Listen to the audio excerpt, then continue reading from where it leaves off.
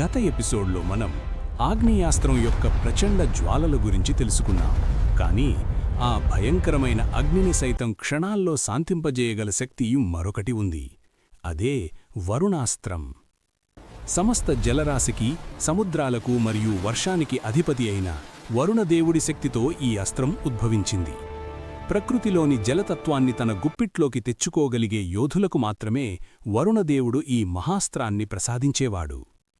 వరుణాస్త్రం ప్రయోగిస్తే ఏమవుతుంది? ఒక్కసారి ఈ అస్త్రమంత్రాన్ని పఠించి బాణాన్ని వదిలితే ఆకాశం మేఘావృతమై అంధకారం కమ్ముకుంటుంది.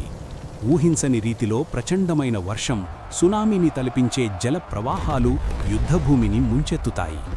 ఆగ్నేయాస్త్రం కురిపించే అగ్నికీలలను ఇది నీటి ధారలతో హరించివేస్తుంది. శత్రువుల రథాలు, ఆయుధాలు ఆ ప్రవాహంలో కొట్టుకుపోవాల్సిందే.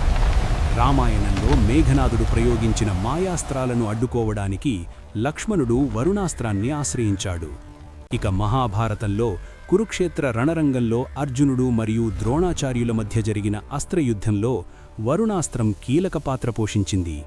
సంశప్తకులు ఆగ్నేయాస్త్రంతో అర్జునుణ్ణి చుట్టుముట్టినప్పుడు గాంధీవి వరుణాస్త్రాన్ని సంభించి ఆ జ్వాలలను చల్లార్చి తన సైన్యాన్ని రక్షించాడు.